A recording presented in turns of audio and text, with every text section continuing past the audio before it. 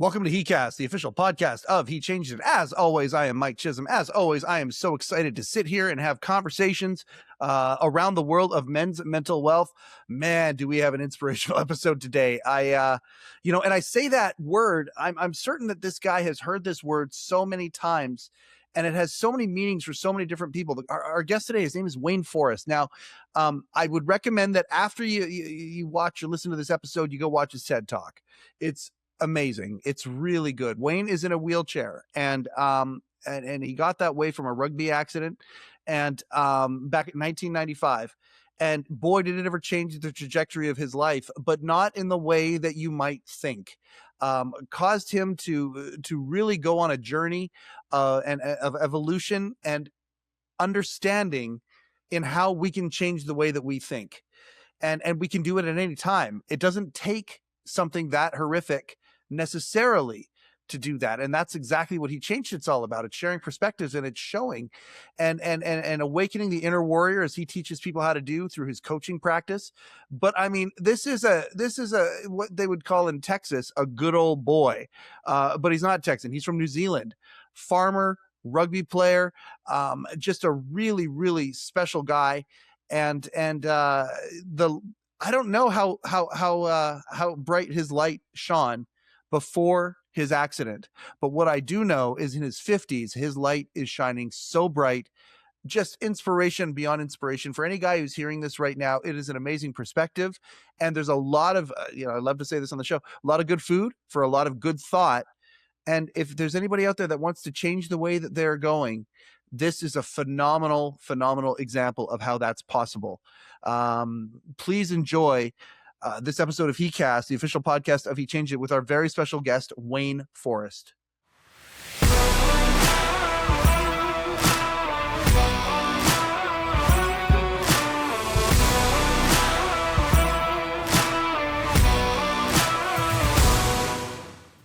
Wayne, I've been excited for this conversation all day. Before we kind of get into it, we're going to get into what happened in your accident and all of that stuff. The TED Talk that you gave was incredible. I just really appreciated that. Starting off talking about the skiing, kind of a bait and switch, right? Everybody thought that you're going to talk about why you're in the wheelchair as you start the TED Talk, and it turns out it was a little bit more than that. The onion went deeper. Before I get to anything, first off, welcome to heCast. And second off, while you were playing rugby, I'm curious, what position did you play? I played lock, flanker, and number 8. So, wow.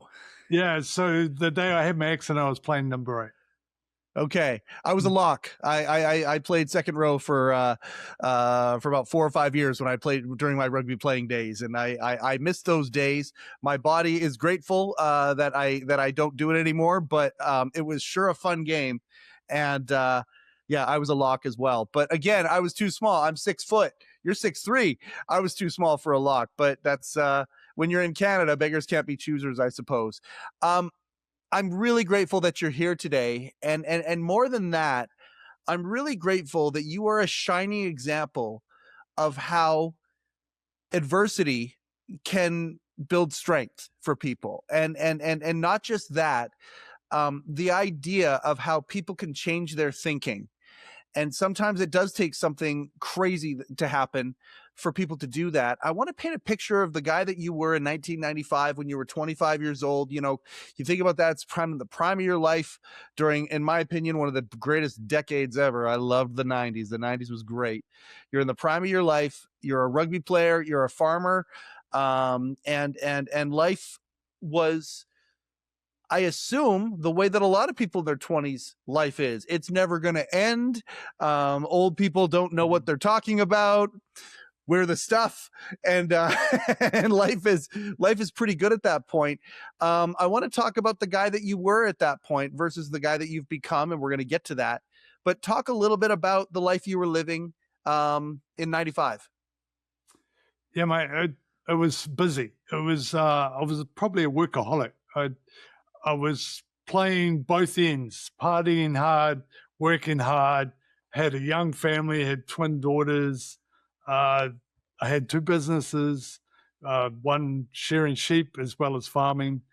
Yep. It was shearing sheep's like 3 marathons in one day. That's kind of energy that I would have. I was Mm-hmm. always moving.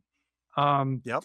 But on the outside, it looked like I had it all together, big, strong farmer sort of type, got brought up, you fell off horses and fell out of trees and you just got up and got on with it, that Yep. kind of life.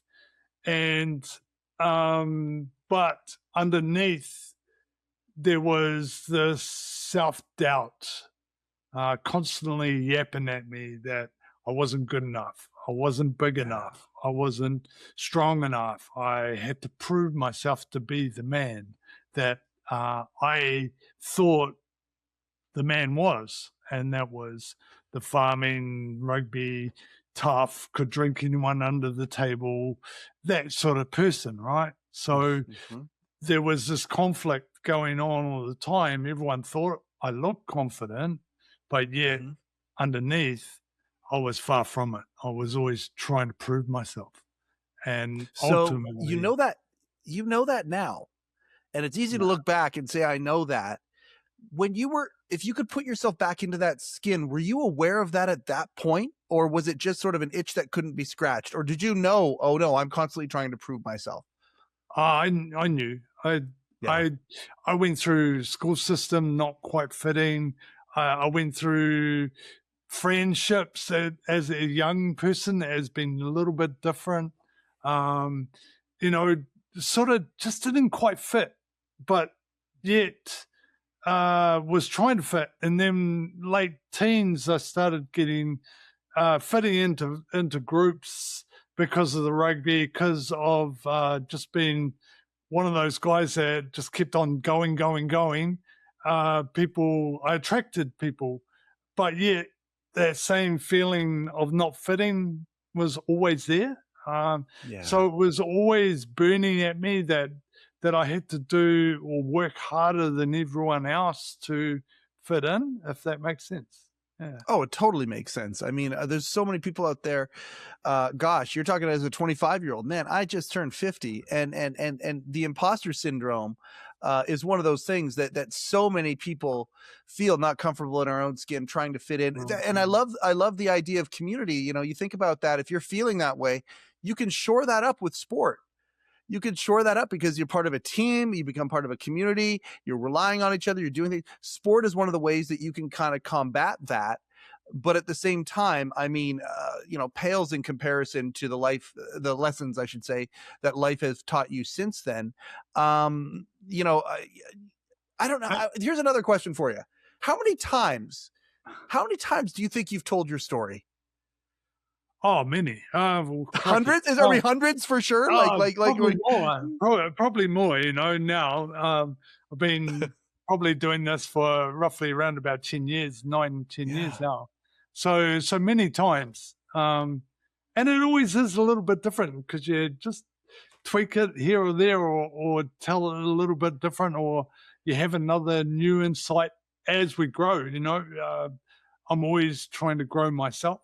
And I'm always trying to grow that awareness of who I am, and that story just moves and shifts with that awareness. I don't know how to ask this elegantly, so I'm just going to ask it inelegantly. Do you ever get sick of it? Does your wife ever get sick of it? Do you get sick of it? Because I mean, it could become your identity. It really could. But really, it feels like just getting to know you and seeing what you have out there. It feels like you use it as a springboard to all sorts of new stuff. It feels like it's not getting boring. I assume that telling that same story, it's still, after all these years, still teaching you things. Oh, big time. There's so many elements to that, do I get sick of it? No, wife might do. I can't answer that one. My family, maybe. But there is so many lessons in it for me as well. I've used it, yes, it does become the identity, and identity is very challenging. It's, I believe, very dangerous too. Oh, It's a lovely thing that you've brought up that idea of identity, because I think we all have one, right? And we all create one, and I think we have to look at that quite often and go, ooh, be curious, question that belief system with that identity, because that's what creates wars. That's what creates belief system, and them and us. And as I know, just by the little bit that I've done watching your podcast, we are all one. We are all connected in some way. There isn't them and us, but yet society pulls us through that identity and separation. So it's, I went a little bit deeper than I probably should have then, but it's, oh no. It's, I do have a strong identity to the wheelchair, and a belief system is very strong in creating our outcomes, right? So I quite often get curious and question myself, is the same identity keeping me in the chair, after 30 years? Because it's very strong up until now. I like to say that just to keep my mind open to that possibility of, potential, human, spiritual potential. I could not agree more. And listening to you talk about this, because you talk so much about how we can change our thinking, but when it's like something like an identity or a belief, like you said, a belief system, it's a little tricky because they get encased in cement. If we could keep those things a little bit more flexible, maybe some softer clay as opposed to hard cement, like you are in the chair, okay, but if you had allowed some of these thoughts that other people were saying to come into your mind and just agree with them, you wouldn't have been pushing that chair around. And I mean, we can get to the story, and we need to get to the story so people have context, I guess. But at the end of the day, like being open to the idea of your identity, maybe not being as hard and fast, being open to the idea of change, because, hey, every day we're changing. Every day we're growing, new hair follicles, and we're losing hair follicles, and some of them are gray now. And so we're changing every single day. And so to be, hardwired to have a certain identity, that's a little bit dangerous, and it could leave us to be in a position where we're missing out on things. Mm-hmm. Very much so. It's a constant challenge, and I think that comes with awareness. It didn't come straight away, It's come over years of exploring this idea of, who am I? Who am I really? Am I this experience, or am I something greater? And when we start to question that side of that spiritual side of us, or what's connecting us to our intuition, gut sense, how do we know stuff? That we've all had those moments where we've had deja vu, where we go, oh man, I knew that. How do I know that? There's a knowing. And it's the same when you have that kind of spiritual awakening. It sort of makes sense. And all of a sudden, there's a part of you that knows that that's truth. It's hard to explain until you've actually experienced that kind of spiritual awakening of, actually, I'm a spiritual being having a human experience. This experience is only what I make of it through my actions, which start from my thinking. And if we go a little bit deeper, just to touch on this, I know now, I can see the thought pattern I had when I had that accident. And it was, I'm not good enough. I have to prove myself. I would just push it a little bit further. And I would just push it a little bit further because I have to not look like I'm weak in some way.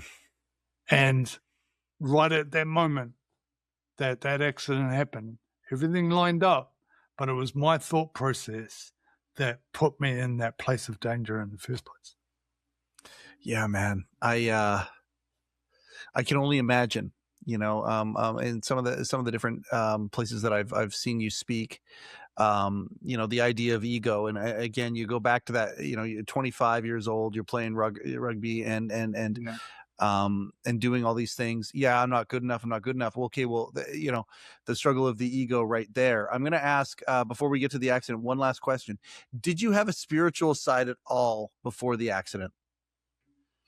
As a kid, I had to go to church, and there was a bit of dabble in it where I quite enjoyed it at times, and through my early teens and probably tweens or whatever you call it in between. And then, of course, got to that point where society was like it wasn't cool and pushed it away. And definitely wasn't at the time. I was, I knew deep down there was something, but didn't really understand it until probably about 15 years after my accident, 10, 15 years. Oh, that's interesting. Had a bit of an awakening. That's I always knew that I was guided by something, though. It was really, it was sort of like I hadn't had that true awakening, but I knew that there was a system or something pulling me or putting things in my life that was for me, if that makes sense. It totally makes sense. I didn't understand it all until that a real awakening. Well, and I think too, sometimes people mistake, they'll mistake religion for faith. Having a spiritual side, it doesn't necessarily mean a doctrine of things that you follow or it's like you say, knowing something greater is there, and that we're a being that isn't just this, as Yoda would say, this crude matter.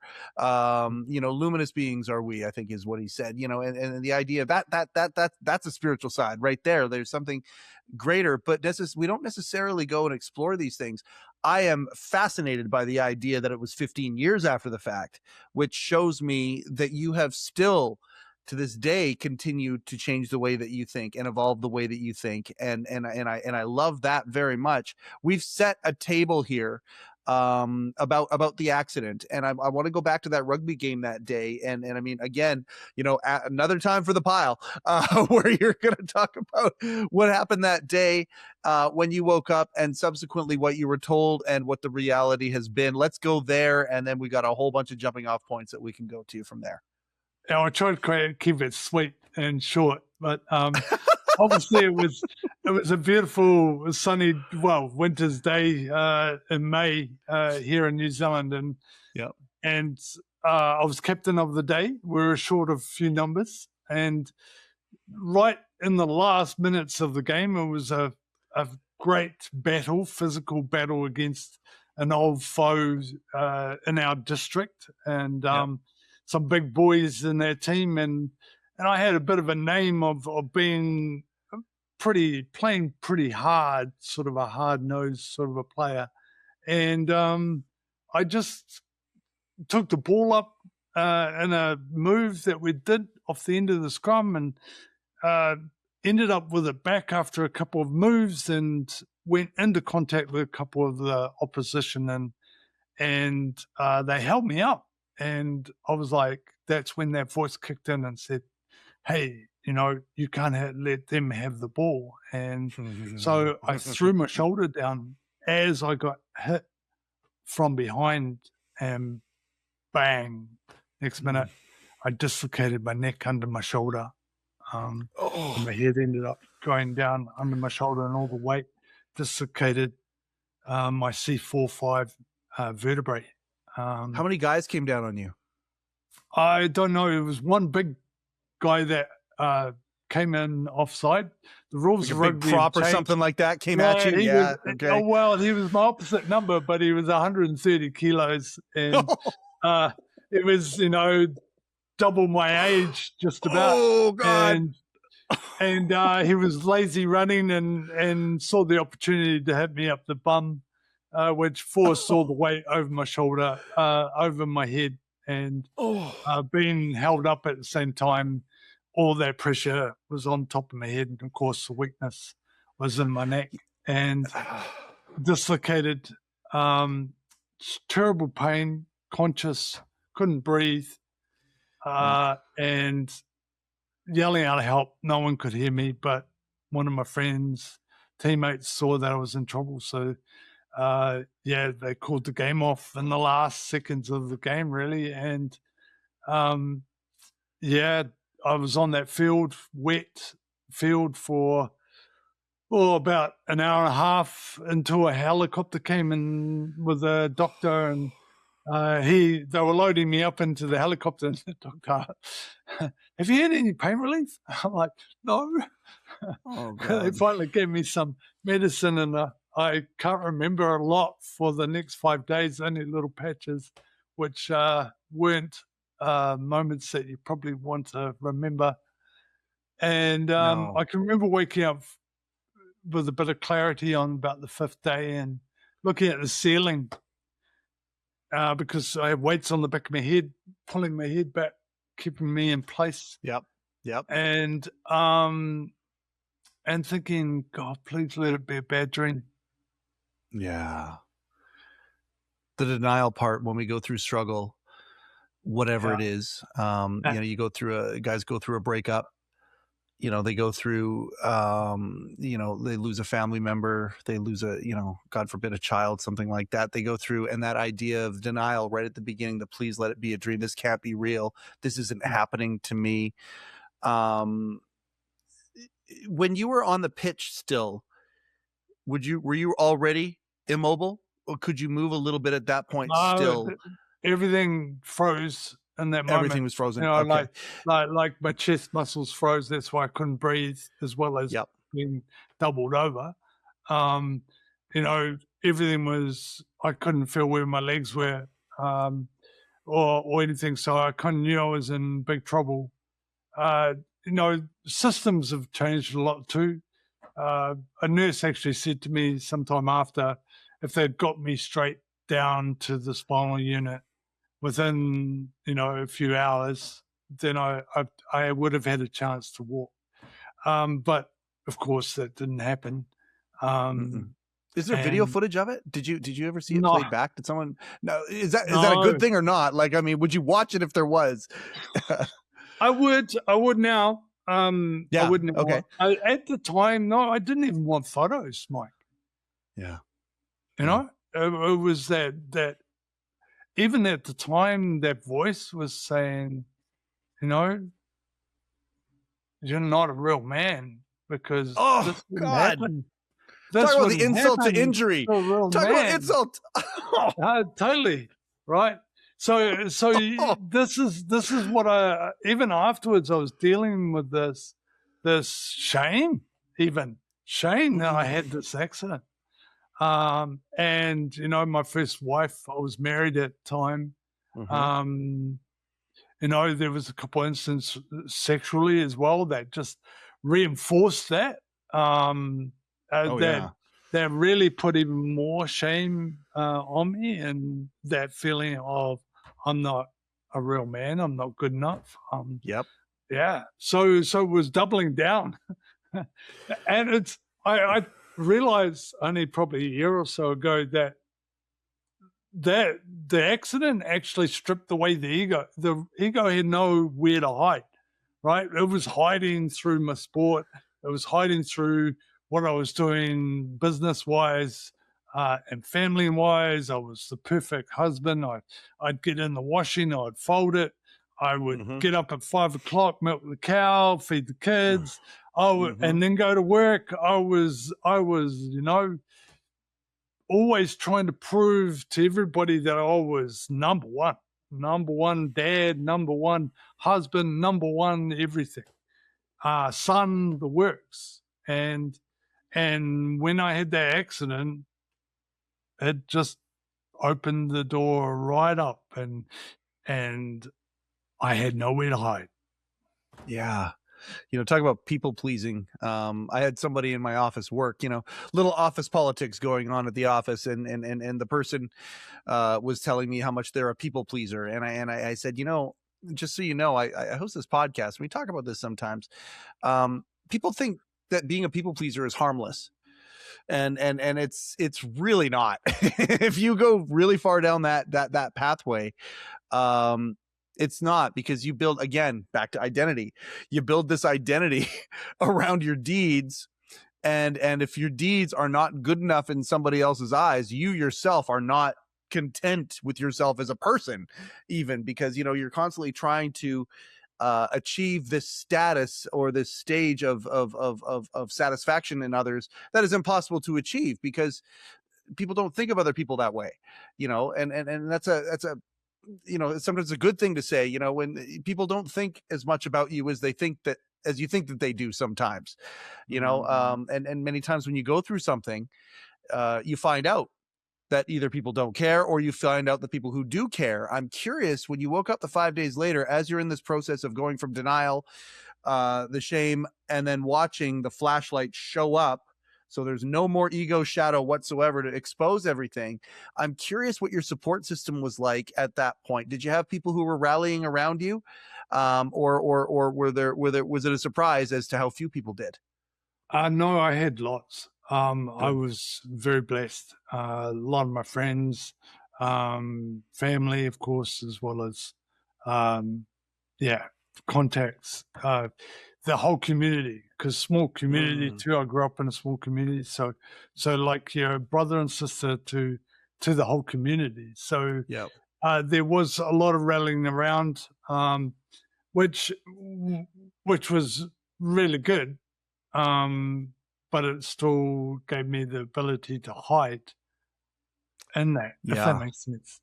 Well, Because there's a the worthiness thing there too, right? yeah, Like, uh, if you're not there where you have done this work to come to that new realization that you've come to, that we're going to come to, you see these people rallying around you, and then there's the feelings of, do I deserve this, or do I, like you're not, like you say, and you can hide in it. yeah, So that makes a lot of sense, actually. Um, and I want everyone here, in this conversation that we're having, to know what the doctor said to you, because this is the part that I'm curious as to how, you talk all the time about changing your thinking, and getting to that warrior inside you. Um, right now, right at this point here of the story, is where the first steps along that path are happening. yeah. How early was it after you woke up? Did they say to you, you're never going to move your arms again? Yeah, we're never going to walk again. And that was pretty soon after. And he was very inexperienced, and I think might have been the first one he ever told. But he came into my room when no one was around, and it was like he did that on purpose. Looking at it now, because he probably didn't want to say it in front of someone, but Uh-huh. in pidgin English, he pretty much said, "You do know you're not going to walk again." And yeah, being polite and always a pleaser, Right. didn't want confrontation. In my head, I was telling him to, you know, there Yeah. was a few swear words there. Yeah, I Telling want to him shoot the to, messenger today. yeah, Today's the yeah, day where we yeah, shoot the yeah, messenger. Yeah, yeah, yeah. yeah. And but yes, on the outside, I just said, nodded my head and said yes. And the gut feeling, it felt like I'd been punched in the gut. And I always remember that I just, soon as he left, I was on my own, and I just bawled, just broke down and cried, and um, uh, that in itself created a belief. I could have gone two ways, but I actually created a belief. I believe that that the belief, societal belief, is that you'll never walk again. Mm-hmm. And what if I turned around and said, I'm going to prove you wrong? Right. which I didn't do. And so, it's interesting how that thought could go two ways. Mm-hmm. But there is an element of that to this story though too. Correct me if I'm wrong. I thought that there was also an element where they said you're not going to be able to push yourself in a wheelchair. You're not going to be able to have any arm movement as well though. And you have kind of said, screw you to that. And you have actually an element of that as well, right? Yeah, well, there is, right? We always get the best or the most out of our belief system, right? And he said I'd be in an electric wheelchair for the rest of my life. And I proved that part right because I could believe that I could prove it wrong, right? Does that make sense? And was that right away? Was that right away? Not right away. There was a lot of hard work that went into that. A lot of gym, a lot of determination, a lot of, I couldn't move the wheelchair at all in the first few days, and if I did, it was only an inch. But before I knew it, my determination, the same determination that could share all day and share sheep all day and farm afterwards, kept me going. So that drive that the voice had created the drive afterwards too, if you know what I mean. A good way and a bad way. So our strength is quite often our weakness as well in life. And so it drove me to get stronger, do more weights. I'm still improving, even 30 years later. I'm always looking to just build on what I've got. Yeah. And it actually happened a few years later. A mentor of mine told me the story of Jesus going to the well where a paralytic person was sitting, hoping to be one of the first into the pool. But because of his disability, he was always, third or fourth and missed out on the healing of the water because every morning that had beautiful healing qualities. Yeah. And Jesus came across him and said to him, why are you here? And of course, the paralytic told the story. And Jesus turned to him and said, why don't you just take up your stuff and walk? And it was because that really hit me, and I probably messed up the story a little bit, but the idea of it was that, Jesus didn't see the limitation in the man, but the man did. And he's saying, there's no limitations unless you think there is. And so take up your stuff and walk and go, right? And that really hit me. That was a realization in my own mind that at that moment that doctor told me, I had created a belief that my limitation was C4, 5, 6, and I'm going to be the best I possibly can be. Yep. Which I achieved. I ran a farm from a wheelchair for 15 years. I've done extreme outdoor activities. I've done all sorts of things. I've created an amazing life through creation, through having more kids. I've got 4 kids, 5 grandchildren. Just been to Australia to see one with 3 of my grandchildren. I'm creating all the time, and I'm creating an amazing life. But it's only kept to my belief system and where I believe that I can achieve. Right. And that story opened that up to, you know what? I'm creating a glass ceiling here, and I'm not getting past it because why not keep myself open to that possibility? And yet I still have to remind myself that every day, if that makes sense. Well, isn't it good that you have the awareness that we have to remind ourselves every day that because once you hit a goal, again, that's where those beliefs can solidify into cement. Okay, now what? And if you don't know what the now what is, if you don't ever think about this sort of stuff, and again, be pliable enough to say, okay, I'm going to go in a different direction or a higher direction or whatever that is, we plateau. And I'm super curious to go like you do such a good job inspiring people that they can change their thinking, that they don't have to think the way that they're currently thinking. They don't have to stay on the current path that they're on. I'm super curious.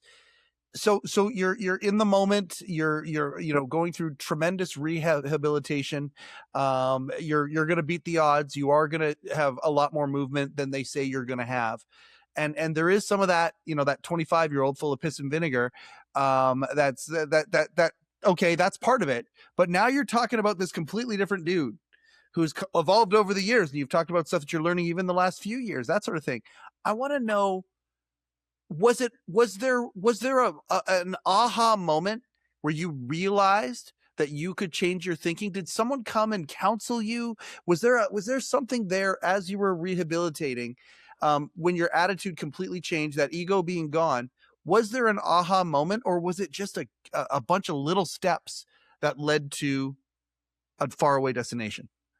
It was a bit of both, actually. It was a lot of little steps. It's funny. The universe always puts things in front of you, and I've spoken about that in my own story in the TED Talk about how I achieved farming again when people told me I wouldn't.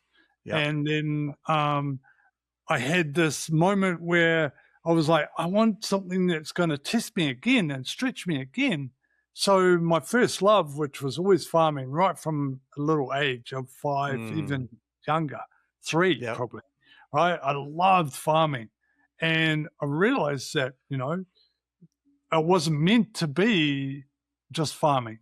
There was more for me to do. And that moment was like, what am I going to do?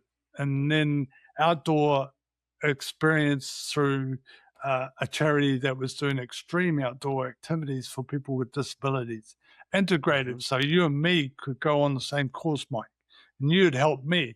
But the thing was that you had maybe a height phobia or being under the water phobia. I had them all. It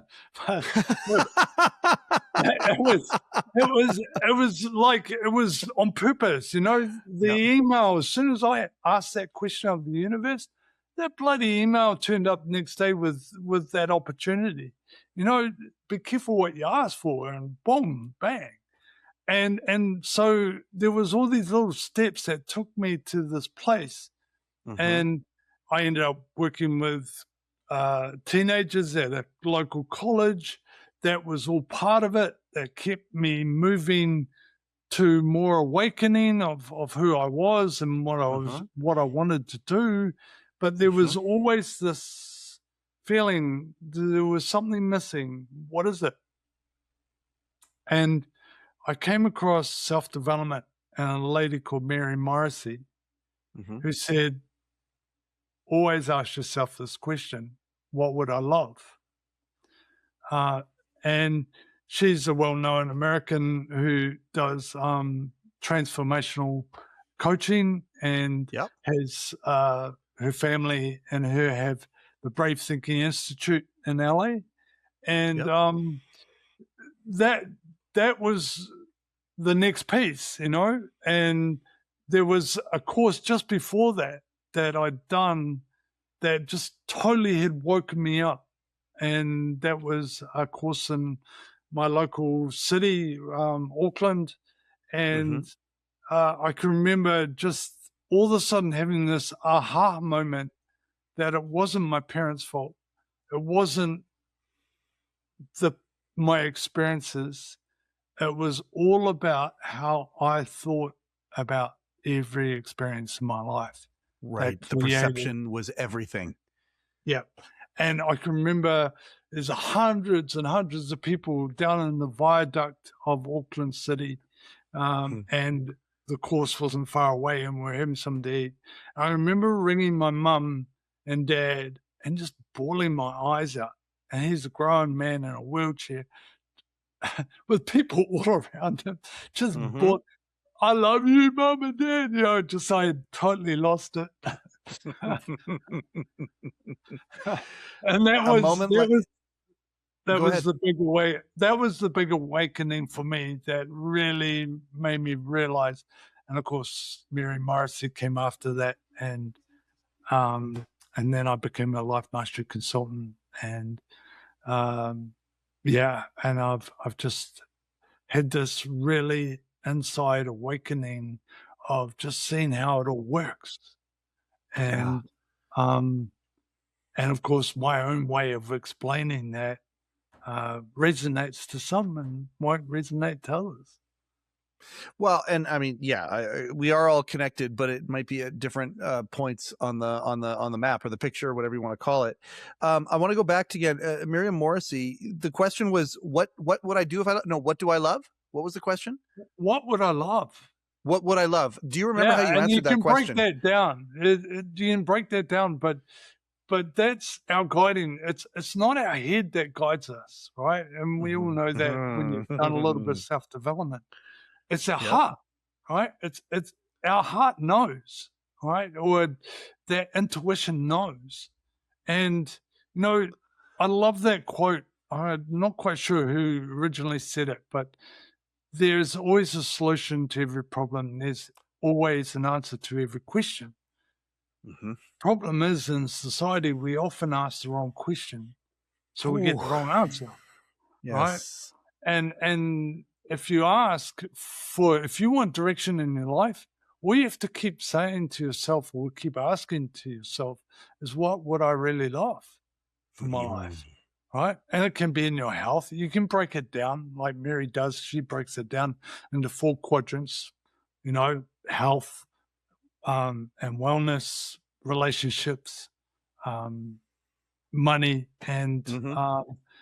and vocation. So, you can really break it down. And that's my path, those little awakenings along the way in my direction has been because I've asked that question. I want more. What would I love? I would love that. Yeah, I'm scared of that. I'm terrified, but I love that. And it's then having the courage to step towards it. In your TED talk, you talk about, you said, and go watch it, everybody. I'm going to spoil it a little bit, but still go watch it. Damn it. But you start out talking about how you're at the top of a mountain and how the feeling of exhilaration in the about to start the skiing adventure. And then, the end of the day, by the time I had skied the whole mountain, that sort of a thing. And again, it didn't go the way, now we all know how you got in the wheelchair. It didn't go the way that maybe the audience might have thought it was going to go. And then you realize, oh God, he was in the wheelchair when he had this moment. And it's like, oh, okay. Okay. And you talk about some of the other things you've done, the diving and all that sort of stuff. And I just, the idea that if you want this, what would I love? I would love this. And many times the universe says, okay, rolls up its sleeves, sometimes as early as the next day. And there's the door. And it's now up to us to walk through the door. And if we don't change the way that we think, it breaks my heart. I think about other people, guys who are listening to this right now that are stuck. But for me, like I think about just for me personally, what would I love? Okay. And if I say it and the universe opens a door and I don't walk through it, that breaks my heart for myself. And so many of us don't do that. And it's a conscious thing, and it just shows that we need to keep our awareness up as to who we are and what it is that we're going through, what it is that we want to do. And so when the opportunity comes, like, and that's a good question to ask people. Hey, for people who are listening to this right now, if an opportunity, what would I love, whatever quadrant it's in, whatever answer that is, it's multiple choice, lots of answers, right? If you said one of those things and tomorrow the opportunity arrived for you to move in that direction, would you move in that direction? Would you do what it takes? Would you get yourself uncomfortable to do what it takes to do that? Because at the end of the day, you love farming. Now you got to figure out the logistics. And I'm sure there was discomfort in that. I'm sure there was growing in that. There was stretching in that. And there's a lot of guys Mhm. out there who even if they're given that opportunity, they don't even necessarily do it. And this is where that awareness that you're talking about comes in. And the warrior. And I want to know, how long after the accident did you adopt the word warrior, and was that part of your existence moving forward? Uh, well, it's very much in the New Zealand culture anyway. Mm, The the native Māori population was talks about warriors all the time, right? yes. That was their war cry. It was, it was who they embedded. It's who they are, right? Yep. And Yep. and so being a rural Kiwi boy and living in that kind of community, it, it was always part of me as well. It's in here, and so that was the idea of it, but it didn't really come to me until I started to write a book, Mm-hmm. and um, I've written a little book that is The Inner Warrior, The Power Within. And it was my way of not calling out and making it too spiritual, but to say that there is a power connected to everything. And Mm-hmm. it is your warrior. It's got all the answers. It's got the power, the courage, um, if you can surrender the experience. And I often teach Mm, about, there's two parts of the human experience. There's the human experience. It's what we've experienced between the day we were born, trying to fit into a group or family. We couldn't talk or communicate, so we watched and we picked up patterns so we could fit in. And those mm-hmm. patterns were picked up through school, through family, through experiences that we've had through community. They make up this experience called life. That's one side of our personality or our experience. But there's that other side, and that's the Mm-hmm. spiritual side. Now, you can call it God, you can call it um, the higher self, but Mm-hmm. I called it the inner warrior because I thought, I wanted to speak to men and help men discover that power, that it's not silent, it's strong, it's powerful, it stands up for what's right in Mm-hmm. our lives. And that's how I came about creating this idea of the inner warrior within us. And I know that other people have used it in different contexts as well, but for me, it is, that spiritual side connected to the universe, and the universe is always expanding, and it's got its genius and mindset. It's abundant in status. We are too in that side. So it's learning to make a decision from the inner warrior and not the human experience. Mm. Man, you articulate that well. For perspective is everything. And so many times we can, um, hearing that coming from you has a different weight to it, because you have suffered. And again, it's not a pissing contest, oh, I've suffered more adversity than you. Oh yeah, well, I've suffered that. No, it ain't like that. It's not like that. But most of us, and when I say most, the vast majority of human men walking the face of the earth right now are doing just that, are walking. And most of us have not had to go through adversity like that. That does not take away from the adversity that we do go through. And I'm talking about the big T traumas and the small T traumas. We're all going through adversities, and that's where we're all connected. That you're talking about how we're all connected. Go ahead.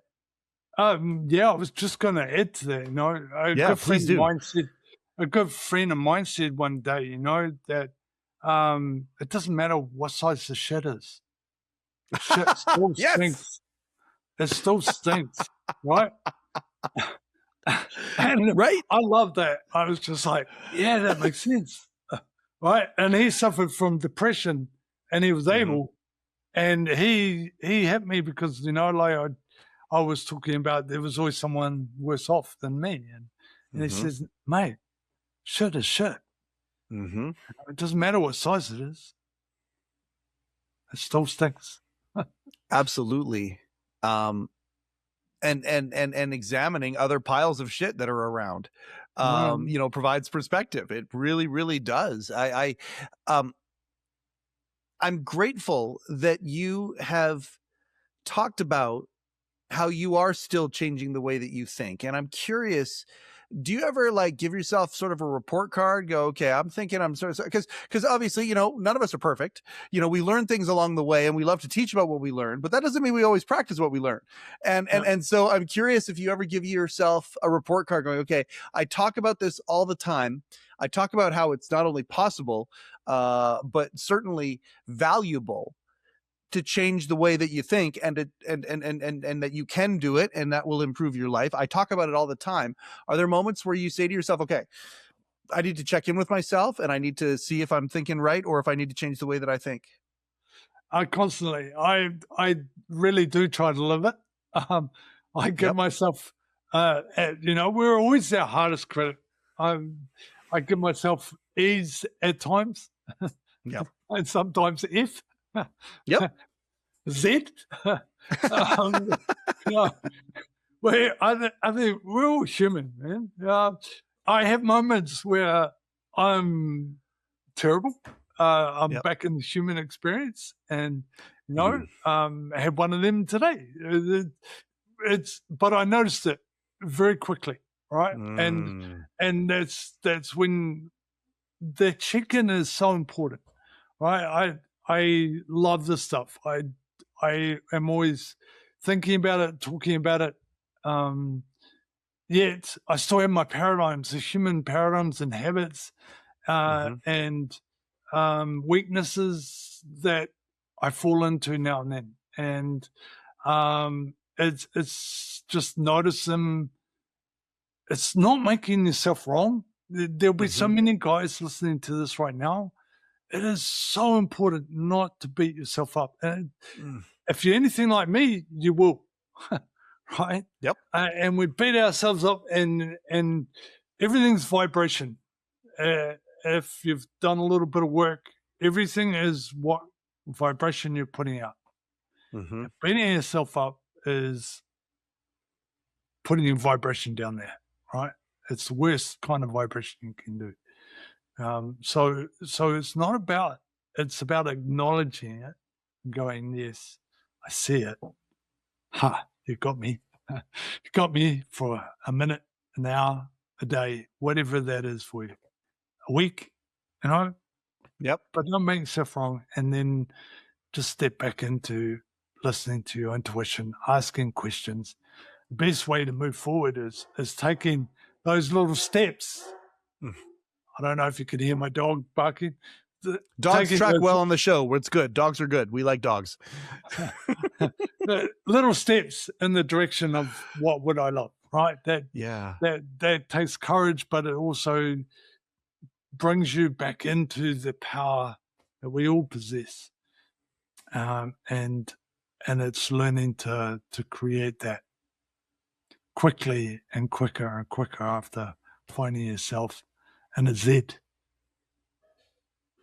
Very well said. And you're right. We're our worst critics. And again, I would throw that out to men, especially. Men love to beat ourselves up and put us into the I'm not good enough train and go to whatever destination that train takes us. We love to do that. And not in a even a conscious way, in a subconscious way. We love to just, not be good enough. And it's so important, again, to be aware of these things. You coach people, and I love that you coach people. I think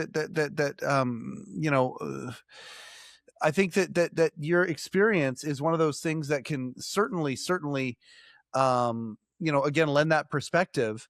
But boy, going down the rabbit hole with you, your experience really has nothing to do with these truths that you're talking about. It's nothing like that. It's I want to talk about that. People can find you on wayneforrest.com, right? That's what they can and it's double R WAYNEFORREST.com. That's one. That's your space.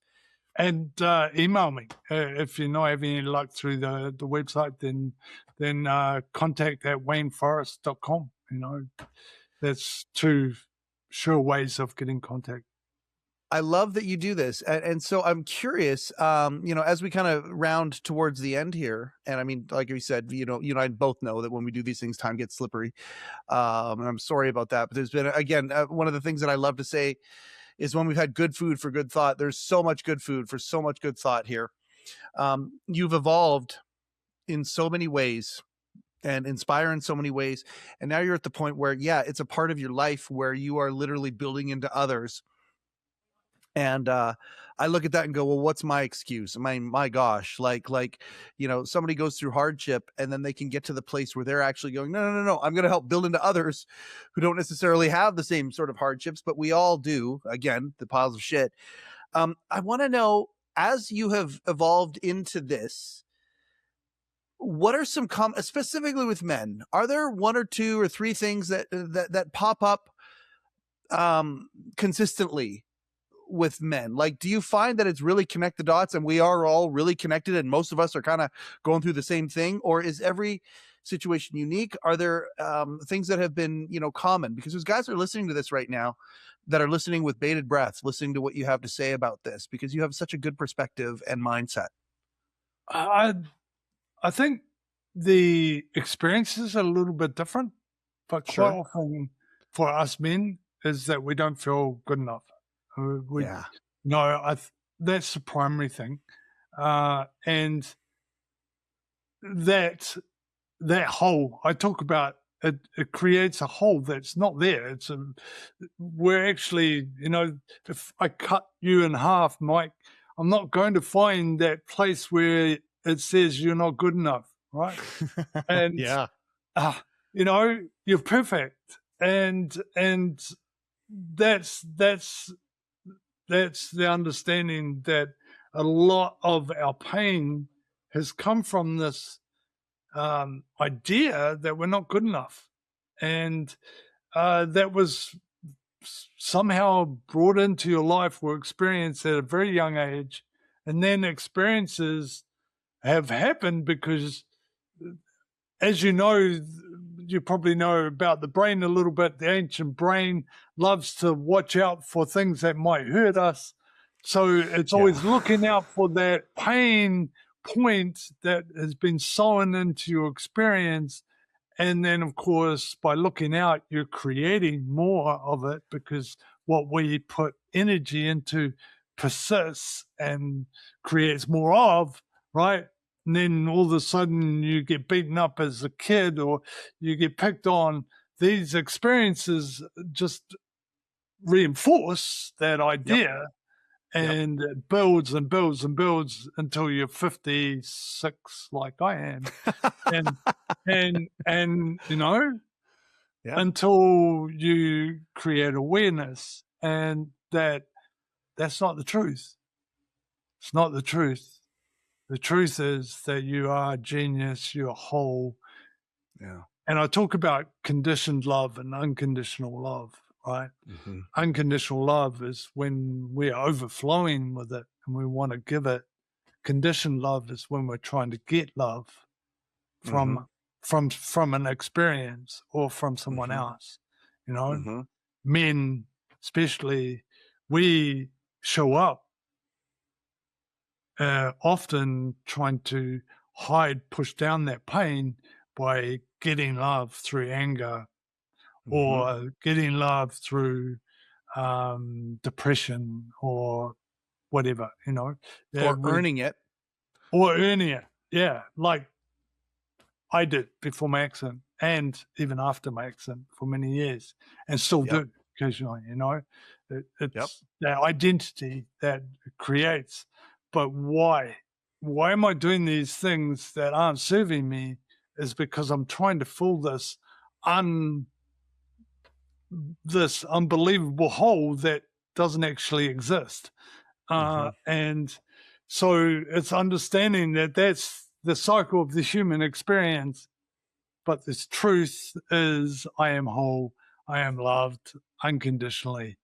I am love unconditional, which is a bit fluffy for us males to say. But when you really start to understand this, it's true. And that's what we don't talk about anymore. Or we're starting to, is awakening happening, right? So there's more and more men that are starting to search out other men and go, hey, brother, I love you. I really love you. I love being around you, bro. You know, and this is plus understanding that we are abundance. There's no lack. If we start to think lack, limitation, scarcity, frustration, anger, anxiety, all those things, it's part of our human experience. They're not truths. They're just an experience. The truth is there's something greater in us, and it's the inner warrior or the higher self, or whatever you like to say, that's connected, that's unconditional love, abundance, genius mind. I was hoping you were going to talk about love today, Wayne. I've heard you talk about it in other venues, and so I was hoping you're going to talk about it today. Yeah, you know, the catastrophizing that we do. Like I read a very powerful book. I've talked about it on the show here before. Eckhart Tolle wrote a book called The Power of Now, and in that book it teaches how you can separate yourself out from the brain, and the brain, like you say, is always trying to you know, take the experience that it's had and solve problems. Many times before those problems even exist, and that's where we get into trouble, because that's where anxiety can come from, you know. And the ability to go, okay, hold on, I'm worried about, I don't know, the mortgage payment 2 months from now, right now. I'm worried about this coming 2 months from now, and then it's a kernel, and then by the end of the day, it's a full apple. It's huge. It's gotten big, and you catastrophize it. It just keeps getting bigger and bigger and bigger. And learning how to interrupt that, learning how to say, hey, brain, thank you very much for trying to solve problems here. These aren't problems, though. And you realize that you're not your brain, and you can actually separate yourself out from that a little bit, and you can reason with yourself, and you can interrupt that process. And by the way, gratefulness and love are two of the antidotes for that. And hearing you talk about it, I mean, it's just it's so amazing to hear you talk about this. Are you on social media as well? Are you doing what the kids are saying that we're supposed to do these days? And where, if people want to find you, WayneForrest.com, we've talked about that. Where else can people follow and find your journey? I'm on Instagram, Wayne Forrest NZ. I'm also on Facebook. And I'm on TikTok now as well. I've been, boy. So the grandkids are going to be grateful. The grandkids will be thankful. I've got a podcast as well, Mike. So, I've been doing that through a local radio station over here, and speaking those truths, and it's called The Power Within the Storm.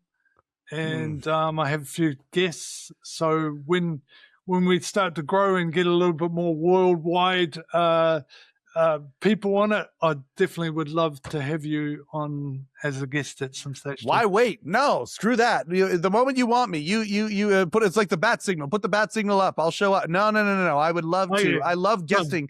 I love guesting on shows, and I've got another podcast as well. And I've said it there. I love when I'm invited to guest on shows, and because it's a different deal. It's a different deal when you're hosting versus when you're guesting. And I would absolutely, it'd be an honor.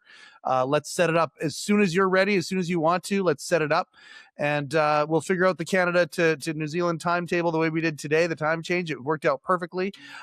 Wayne, I can't thank you enough for coming on heCast today. You know, there's knowledge and there's wisdom, and certainly you've given us both here, but the wisdom certainly outweighs the knowledge. I can't thank you enough for taking this adversity that you've gone through and literally used it to make the world a better place. First, of course, starting with your world, which is the way it's supposed to be. We're supposed to have that self-love, that self-care, but then taking it that step further, and you've helped thousands of lives.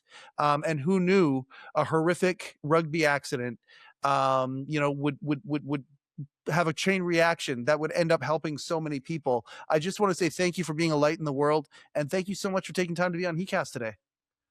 Well, thank you for having me, mate. I've really enjoyed our conversation, and yeah, you're doing great stuff in the world, and it's lovely to be a part of it. So, thank you, Mike. I appreciate it, man. I appreciate it. Now back to the thing I love to say. This is why we do the show. I say it, whenever I attach to some of the messages and things that, I say it so passionately. This is why we do the show. My gosh, again, good food for good thought. This is what we need. And I think I agree. I totally agree with what Wayne's saying. There's an awakening happening. If you're listening to this, there's not a coincidence in that. There's a reason why that is. And whatever it is that you're going through, you're not alone. And, He Changed It's around for that. If you don't know what He Changed It is yet, if you haven't downloaded the app, go to hechangeit.com. You can see what everything is all about. If any of Wayne's messages really attached to you today, go to wayneforrest.com and you can see all sorts of other stuff. Again, highly recommend you watch his TED Talk. Thank you very much for everything out there. We appreciate the community that is being built right now. It's amazing. This has been another episode of heCast, the official podcast of He Changed It. My name is Mike Chisholm. Go change something.